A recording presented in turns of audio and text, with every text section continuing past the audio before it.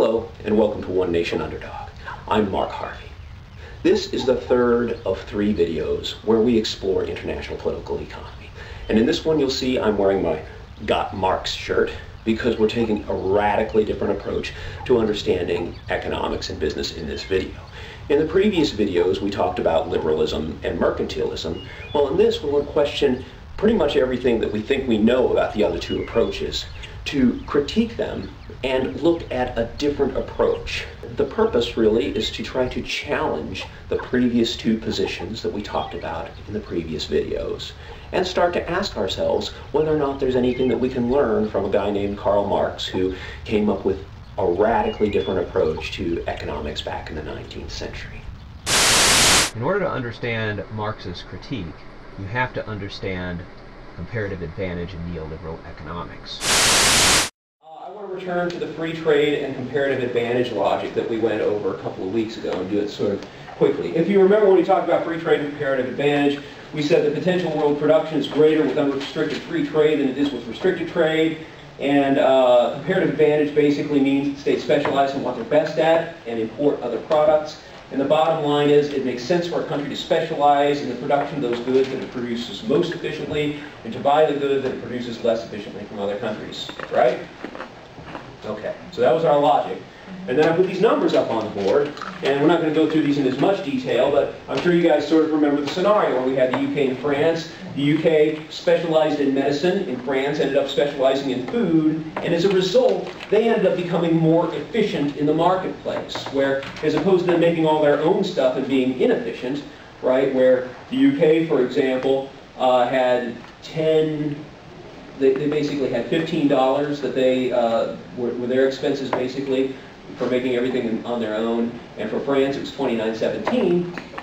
Once you engage in free trade, and Britain just specialized in medicine and France just specialized in food, you do the math, Britain's costs go down to $10, whereas it was $15 before, and France's costs go down to $25, whereas it was $29.17 before, okay?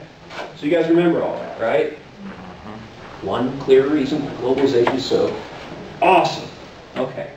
Well, here's the deal. Let's think about this politically for just a second. Let's say all the medicine jobs go to the UK and all the food jobs go to France.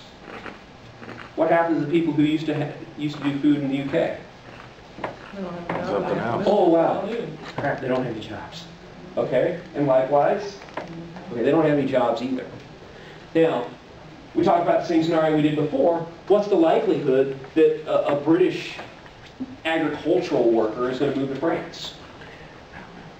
I mean, if they're out of work, if they don't have the money, they don't have a job, they don't have the means to commute, they don't have the means to just up and move. Are there any other problems with just being able to up and move? Family. Language. Yeah, family. Right? I mean, there are practical reasons why people don't just sort of up and leave necessarily and go some places, even if it's a good job, even if it's a good deal. And what about the industries themselves? Let's say that the UK does become this awesome pharmaceutical giant now, and now we've got these people who are farm workers, right? We could train them to work in pharmaceuticals, right? Probably not so much. Okay, what's that going to cost? Okay. Way more than they're worth. Okay. So, I mean, you know, it's not as easy necessarily. I mean, the numbers work out great. But the numbers assume the free flow of labor, that the labor is going to go wherever those jobs are. And that may not necessarily be reality. That may not be the fact. And that's why we end up with unemployed people in Flint, Michigan. I have one question for you. Got Marx? Now it's time to introduce that evil villain Karl Marx and tell you something he discovered that Adam Smith and David Ricardo sort of overlooked. He basically said that the system is indeed efficient, but that free trade always biases in favor of the rich and the powerful. How does this happen? Well, let's look at the impact of free market capitalism over the long term. One of the other problems, anyway, with this too, is what I call a problem with trade iterations. And that is that trade rarely is a single transaction, an iteration being like a turn or a try, once through.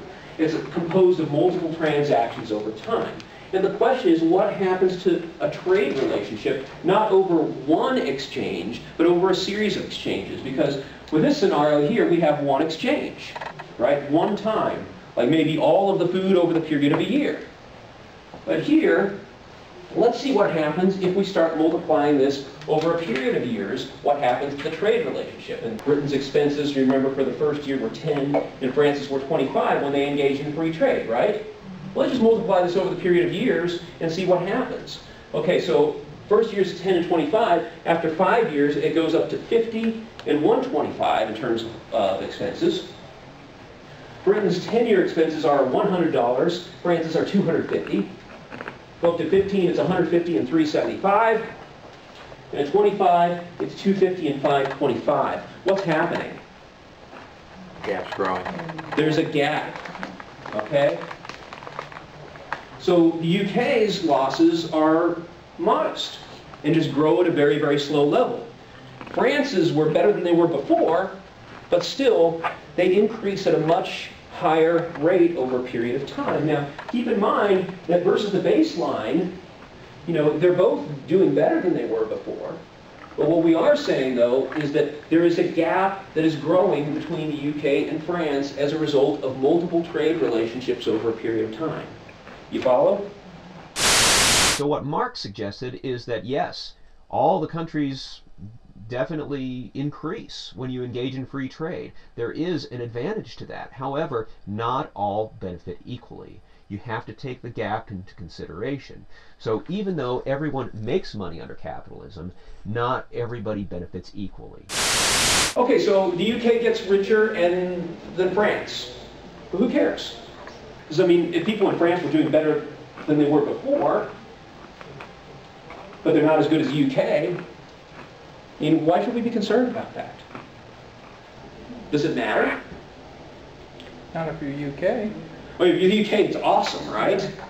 So, yeah, let's be precise. I mean, you mentioned the military, for example, right? I mean, if the UK is making more and more and more money over a period of time, what's happening to the size of their military, at least potentially? Getting bigger. Growing. Okay, so they got a big, big military, and what's happening to France's? Getting smaller.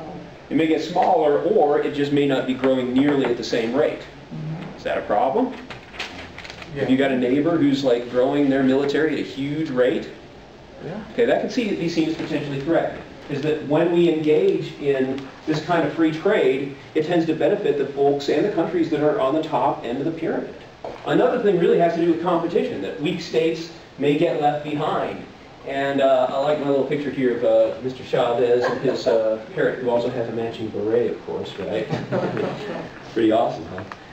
So let's ask the question, UK and France, America and Britain, I mean, if the gap is growing between them, maybe no big deal, right? But if the difference is between the United States and Venezuela, depending on who's in charge, does it matter? Sometimes the natural resources each country has. Okay, what about the natural resources? Maybe somebody big guy is gonna come and make business with the government and take Okay. and for cheap, they are gonna be a no fair trade. They are not gonna improve their life, but the company is gonna make richer.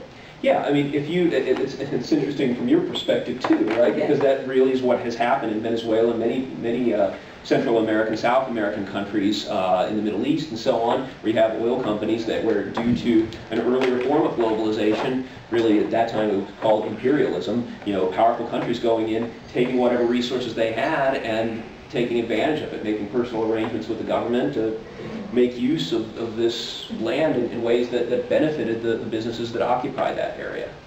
Economic disparity leads to conflict and revolution, right? This happens, this would be a domestic consequence, right? If we end up with a rich-poor situation within a country, you can certainly have the have-nots try to go after the haves. And this sort of stuff leads to conflict really consistently throughout the developing world. And as a result, people at the bottom, they may be better than they were before, but there's certainly the potential for rising expectations. It sometimes leads to conflict and revolution and some other potential problems. Why do we care about conflict and revolution in the developing world someplace? It affects us. Okay, why does it affect us? Well, it might affect the way that we do business. I think that's a good answer. Well, there's a lot going on in the Middle East right now. This sort of like revolution kind of stuff that's going on. A lot would attribute that to the major economic problems that are occurring, perhaps through globalization. There's a rising middle class that really isn't rising commensurate to the same level as sort of the absolute rich elite. One of the most graphic examples of this is in Saudi Arabia, where through oil-driven wealth, there's an elite number of sheiks who are sort of on top. There's some people who are doing better than they were doing before, but guess what? They're demanding reforms. They're demanding changes. And what happens in Bahrain? You send in the troops and shoot at them. Okay? But why do we care about that? Well, one reason is that maybe they're sitting on some oil reserves that we're concerned about. Or maybe they've got a strategic harbor that we're concerned about, right? Say Yemen.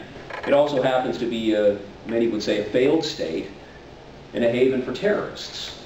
Or maybe there's some crazy fundamentalists who have an axe to grind with America, and, you know, especially folks who aren't necessarily as well educated or are poor. It's a lot easier to sort of like fill these people's minds with crazy stuff like, hey, go get in a car bomb and go blow yourself up and make something happen.